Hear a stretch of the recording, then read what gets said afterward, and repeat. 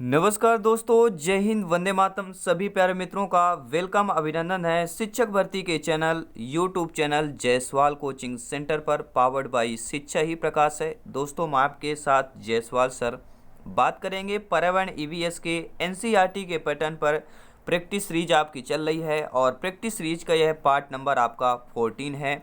और इस practice series part number 14 में हम 25 महत्वपूर्ण लाजवाब क्वेश्चन की बात करेंगे आपके सिलेबस, आपके एग्जाम पैटर्न के अकॉर्डिंग। क्योंकि ईवीएस में हमें 30 आप में से 28 नंबर लाना है। इसके लिए प्रैक्टिस सीरीज ज्वाइन, हर एक प्रैक्टिस सीरीज का हर एक पार्ट ज्वाइन करना बहुत ही इंपॉर्टेंट है। तो चलिए शुरुआत करते हैं पहले प्रश्न की तरफ से। इनमें से कौन सा जैव अपघट्य पदार्थ है? प्लास्टिक, पॉलीथीन, शीशा या इनमें से कोई नहीं। देखिए, पहले हमें समझना कि जैव अपघट्य पदार्थ, तो ये सारे जो है प्लास्टिक, पॉलीथीन, शीशा, ये जैव अनपघट्य पदार्थ हैं। तो इनमें से कोई नहीं ऑप्शन होगा। जैव अपघट्य पदार्थ वे होते हैं जो जैविक रूप से आसानी से नष्ट हो जाते हैं। प्लास्टिक, पॉलीथीन, शीशा ये जैव अपघट्य नहीं है, ये जैव अनपघट्य पदार्थ कहला जाएंगे। दूसरा प्रश्न है दोस्तों, अब आप लोग भी कमेंट के माध्यम से अपना स्कोर, अपना फीडबैक बता सकते हैं। 25 में से आप लोगों का स्कोर बताना है।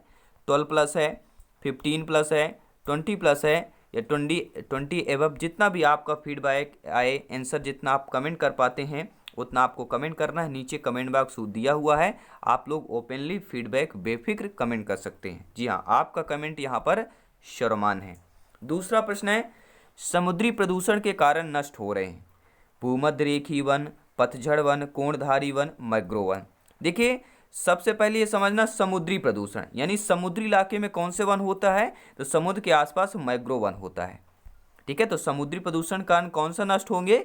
आपके मैंग्रोव वन नष्ट होंगे। मैंग्रोव वन क्या है? समुद्र तटीय क्षेत्रों में खारे जल में उगते हैं। तो खारे जल में उगने वाला कौन सा वन है आपका? ये भी प्रश्न आ सकता है। तो आपका जवाब होना चाहिए मैंग्रोव वन। और इन्हें ज्वारी वन भी कहते हैं, ये भी ध्यान देना। मैंग्रोव वन ना के अगर ज्वारी वन आ जाए तो ज्वारी वन आपको मैंग्रोव वन को ही कहा जाता है। और वो जो वन होते हैं, ये ज्वारी वन पारिस्थितिकी तंत्र में अपनी विशेष भूमिका भी निर्वाह करते हैं।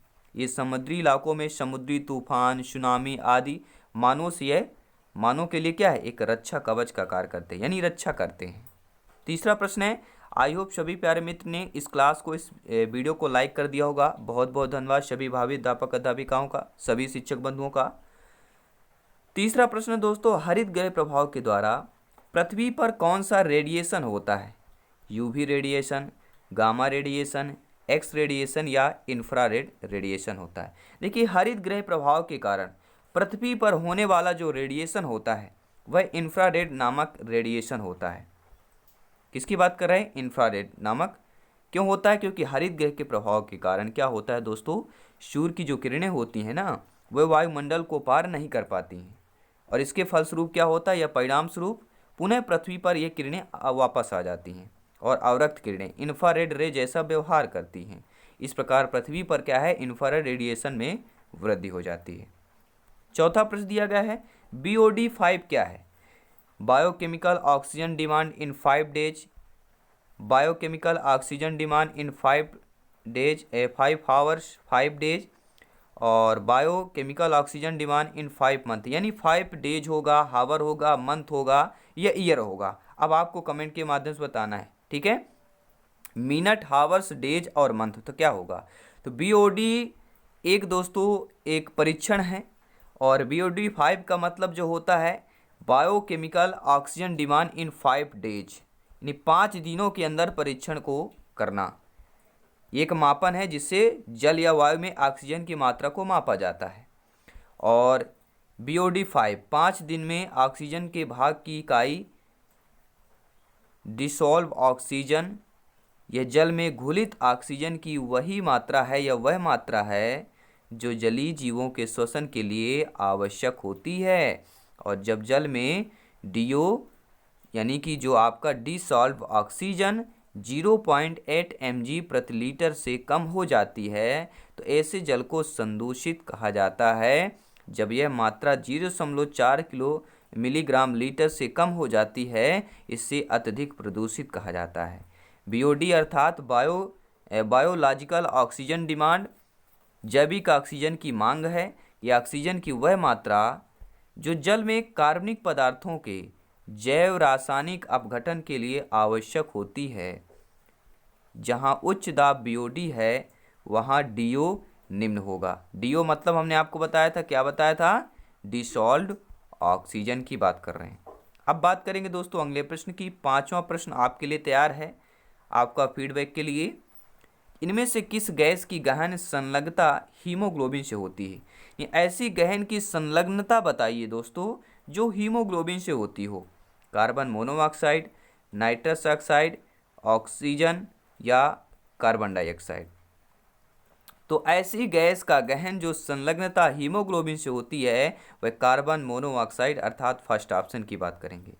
कार्बन मोनोऑक्साइड CO2 से ज़्यादा हीमोग्लोबिन में बंध बनाने की क्षमता होती है। CO2 में भी होती है लेकिन सबसे ज़्यादा जो है कार्बन के साथ जो है कार्बन मोनोऑक्साइड की संलग्नता या बंध बनाने में क्षमता ज़्यादा होती है। किसकी? अकॉर्डिंग टू CO2 के।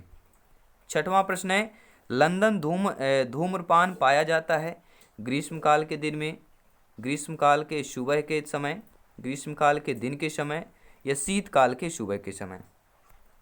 देखिए लंदन धूम्र, ये आपको ध्यान है, धूम्र यानी धुआं या कोहरा से संबंधित है।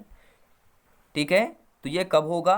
तो शीतकाल के मौसम में ही कोहरा वगैरह ये सारी चीज़ें आती हैं। तो शीतकाल के सुबह के समय, अर्थात आपका डी ऑप्शन सही हो जाएगा।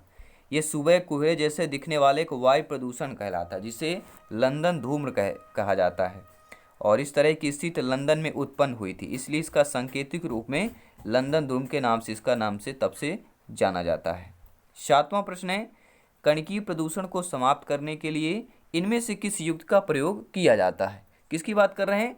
कणकीय प्रदूषण को समाप्त करना है। किस प्रदूषण की बात कर रहे हैं? कणकीय प्रदूषण को समाप्त करने के लिए किस युक्ति का प्रयोग किया जाता है? Gravity settling chamber, cyclone collector, fabric filter या उपरोक्त सभी की बात कर रहे हैं। देखिए दोस्तों, कणकीय प्रदूषण को समाप्त करने के लिए gravity settling chamber, cyclone collector और फैब्रिक फिल्टर, ये तीनों युक्ति का प्रयोग किया जाता है क्योंकि तीनों युक्तियां जो हैं ये कणकीय प्रदूषण को समाप्त करने के लिए इन मशीनों का विकास किया गया है। आठवां प्रश्न है, बहुत ही बेहतरीन लाजवाब प्रश्न है, सिलेक्शन वाला प्रश्न है दोस्तों। सभी प्यारे मित्रों को जय हिंद, वंदे मातरम। जयसवाल सर आप सभी का स्वागत अभिनंदन करते हैं। भावी अध्यापक अध्यापिकाएं शिक्षक बंधुओं को माँ सरस्वती से अभिनंदन प्रार्थना है कि आप लोग जो तैयारी मेहनत करते हैं आपका यह फल जरूर मिलेगा। ठीक है, तैयारी जारी रखें, जो मेहनत करेगा वही सफलता पाएगा, वही इतिहास रचेगा। बात करेंगे दोस्तों आठवें प्रश्न की कि सुप्रीम कोर्ट ने पर्यावरण वन मंत्रालय को कब यह आदेश दिया कि ताजमहल के क्षेत्र में हरित क्षेत्र विकसित किया जाए? 2004 को, 1994, 1984 या इनमें से कोई नहीं? अगर आपका जवाब 1994 है तो बिल्कुल आप लोग सही जा रहे हैं। ठीक है, ताजमहल के आसपास के क्षेत्रों में औद्योगिकीकरण के बढ़ने से वायु प्रदूषण तथा अम्ल वर्षा के परिणाम स्वरूप ताजमहल पर धब्बा पड़ने लगा तथा उनकी दीवारों पर विपरीत प्रभाव पड़ने लगा था, जिसको देखते हुए वर्ष 1994 ईस्वी में सुप्रीम कोर्ट ने पर्यावरण एवं वन मंत्रालय को ताजमहल के आसपास हरित क्षेत्र विकसित करने का निर्देश दिया था। कब दिया था? 1994 ईस्वी को दिया था। बात करेंगे 9वें प्रश्न की कि पानी में पाए जाने वाले रेडियो सक्रिय पदार्थ का अंश कारण बनता है? कैंसर, आंख से पानी गिरना, DNA विखंडन या उपरोक्त सभी?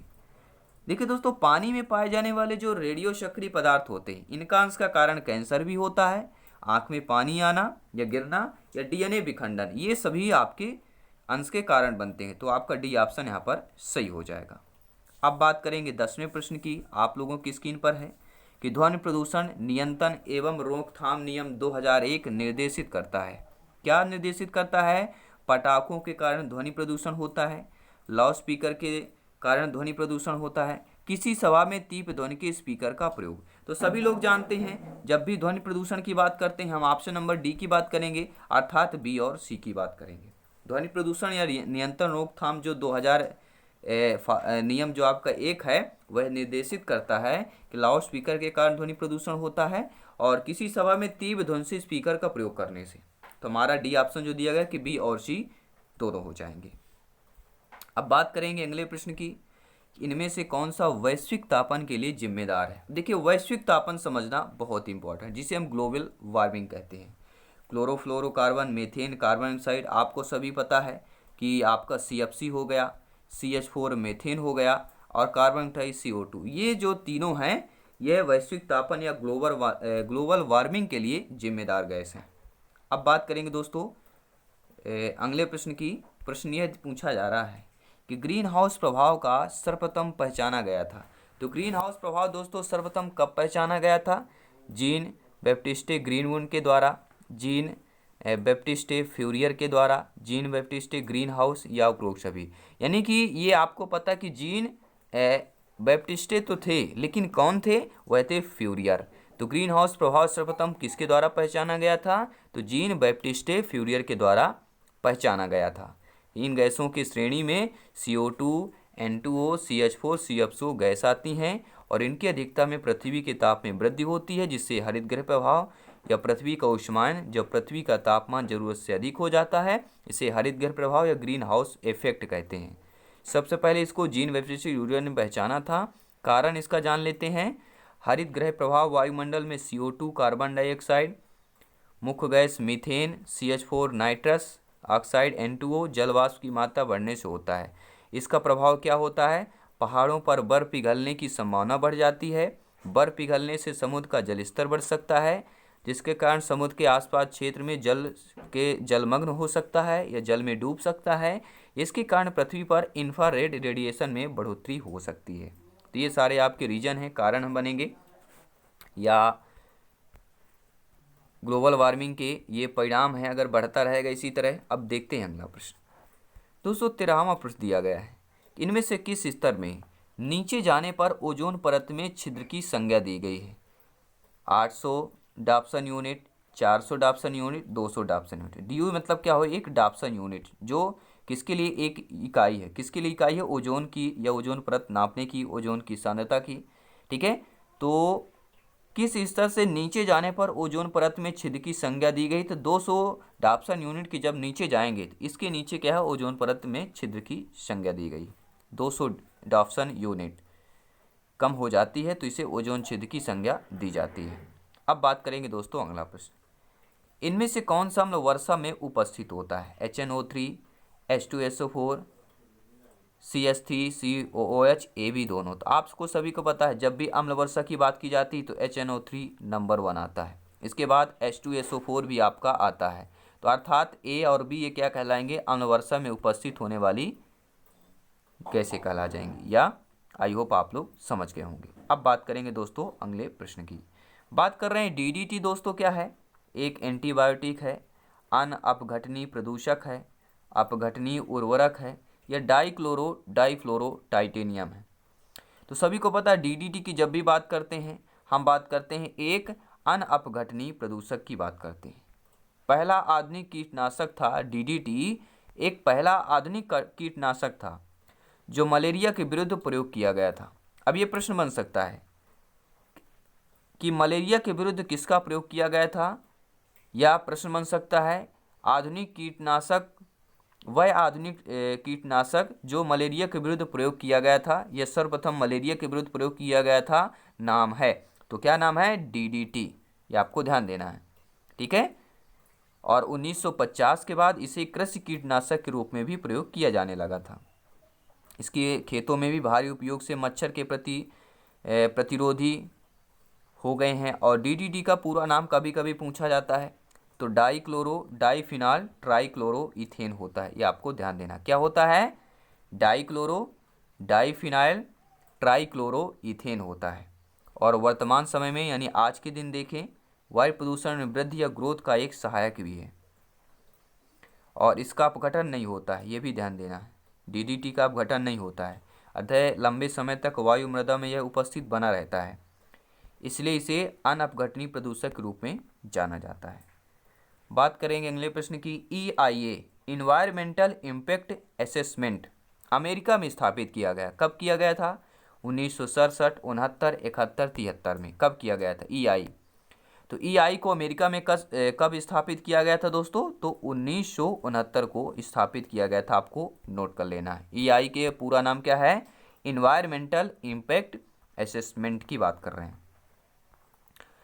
अब देख लेते हैं दोस्तों अगला प्रश्न, प्यारा सा प्रश्न दिया गया है कि इनमें से कौन सी गैस वायुमंडल के तापमान को बढ़ाने में उत्तरदायी मानी जाती है? हाइड्रोजन, हीलियम, कार्बन डाइऑक्साइड या हम रेडान की बात कर रहे हैं? तो सभी कमेंट करेंगे।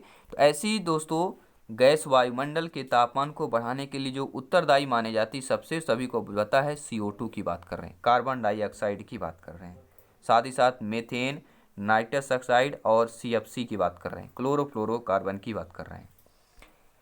सभी कमेंट करेंगे, लाइक शेयर करते रहें, सपोर्ट करते रहें TT परिवार को, अपने परिवार शिक्षकों को सपोर्ट करते रहें, अपने भाई बहन को सपोर्ट करते रहें। बात करेंगे 18वें प्रश्न की, इनमें से कौन सा जीवाणु जल प्रदूषण के सूचक के रूप में काम आता है?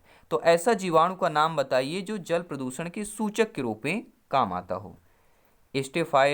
स्टेफाइलोकोकस की बात कर रहे हैं, स्ट्रेप्टोकोकस की बात कर रहे हैं, डिप्लोकोकस की बात कर रहे हैं या हम कॉलीफॉर्म की बात कर रहे हैं? तो ऐसा जीवाणु जो जल प्रदूषण के सूचक के रूप में काम आता है वह है दोस्तों आपका कॉलीफॉर्म। कॉलीफॉर्म जल प्रदूषक के या इंडायरेक्टर के रूप में प्रयोग किया जाता है और वर्ष 1920 ईस्वी में अमेरिका के सर्वप्रथम यह सूचक के रूप में प्रयोग किया गया था। प्रश्न बन सकता है, क्या बन सकता है कि कॉलीफॉर्म जीवाणु का प्रयोग जो है सर्वप्रथम कहाँ किया गया? अमेरिका में किया गया। तो अमेरिका में कब किया गया था सूचक के रूप में? 1920 में किया गया था। अब बात करेंगे अगले प्रश्न की। अगला प्रश्न दोस्तों स्क्रीन पर दिया गया है कि अम्लीय वर्षा का कारण इनमें से किसकी सांद्रता में वृद्धि होगी? SO2, NO2, CO, CO2, CO, N2, धूल और O3। तो अम्लीय वर्षा के कारण किसकी सांद्रता में वृद्धि है? SO2 की बात करेंगे और NO2 की बात कर रहे हैं। ऐसा वर्षा जिसका pH मान 5.6 से कम हो अम्ल वर्षा कहलाती है और 7 से कम अम्लीयता कहलाती है, 7 से ज़्यादा क्षारीयता कहलाती है जिसका pH मान होता है।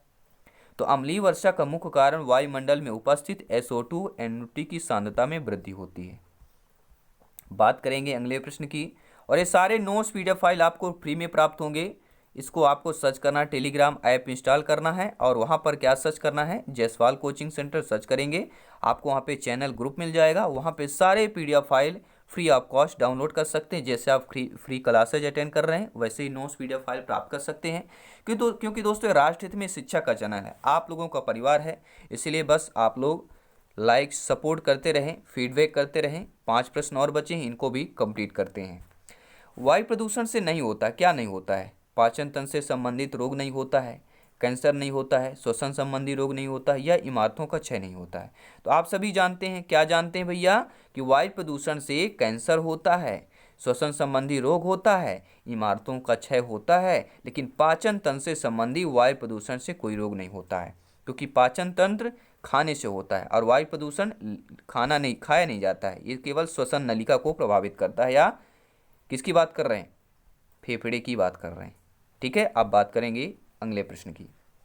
कौन सी गैस अधिकतम भूमंडलीय तापमान वृद्धि के लिए उत्तरदायी है? क्लोरोफ्लोरोकार्बन, मीथेन, कार्बन डाइऑक्साइड या नाइट्रस ऑक्साइड? देखिए, भूमंडलीय तापमान वृद्धि के लिए अधिकतम जो होता है, आप सभी लोग जानते हैं किसकी बात कर रहे हैं हम? कार्बन डाइऑक्साइड CO2 की बात कर रहे हैं। जब भी अधिकतम आए तो CO2 ही सबसे ज़्यादा जिम्मेदार मानी जाती है। अब बात करेंगे अगले प्रश्न की कि ओजोन परत की मोटाई नापने की इकाई क्या होती है? Decibel, Dobson, pascal, weber. ये चारों यूनिट बहुत इंपॉर्टेंट है। मैं ये नहीं कहता कि जो ऑप्शन में नहीं दिए गए उनको नहीं जानना है, ठीक है, उनको भी जानना है। तो ओजोन परत की मोटाई सभी लोग जानते हैं, डॉप्सन की हम बात कर रहे हैं, ठीक है। और बाकी वेबर, पास्कल और डेसिबल किसके हैं अब आपको बताना है। ध्वनि के लिए डेसिबल है, आपको बता देते हैं, और पास्कल और वेबर को आपको सर्च करके जान जरूर लेना है। अब बात करेंगे अगले प्रश्न की कि वायु प्रदूषण का कौन सा स्रोत नहीं है? वाहन, उद्योग, ठोस अपशिष्ट, धूल के कारण। देखिए, वायु प्रदूषण, वायु में जो उड़ सके, मिल सके, घुल सके, वह कहलाएगा वायु प्रदूषण का स्रोत। वाहन भी कहलाता है क्योंकि वाहन से निकलता है धुआं जो वायु में मिल जाता है। उद्योग भी कहलाया क्योंकि उद्योगों से भी धुआं निकलता है। और धूल के कण तो ऑलरेडी मिलते हैं, लेकिन ठोस जो अपशिष्ट होता है वो वायु में नहीं उड़ सकते हैं, इसलिए वायु प्रदूषण का स्रोत नहीं कहलाएगा, ठोस अपशिष्ट नहीं कहलाया जाएगा। अब बात करेंगे दोस्तों अगले प्रश्न की। अगला प्रश्न प्यारा सा प्रश्न है कि चोनोरबिल दुर्घटना किससे संबंधित है? भूस्खलन, भूकंप, नाभिकीय दुर्घटना या अम्लीय वर्षा से? अब आप लोग कमेंट करके बताएंगे कि चोनोरबिल दुर्घटना किससे संबंधित है। तो ये एक नाभिकीय दुर्घटना से संबंधित है। ठीक है, चोनोरबिल दुर्घटना नाभिकीय दुर्घटना से संबंधित है, जो 26 अप्रैल 1986 को यूक्रेन के चोनोरबिल न्यूक्लियर पावर पॉइंट में घटित हुई थी। इस परमाणु दुर्घटना को दुनिया का सबसे बड़ा परमाणु हादसा माना जाता है। 25वां प्रश्न है, इनमें से कौन जो है वायु प्रदूषण का एक उदाहरण है?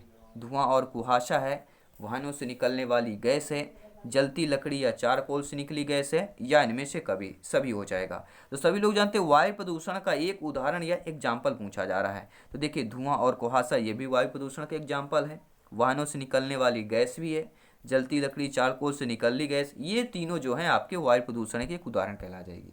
तो दोस्तों, हमने यहाँ पे 25 प्रश्न कंप्लीट कर लिया।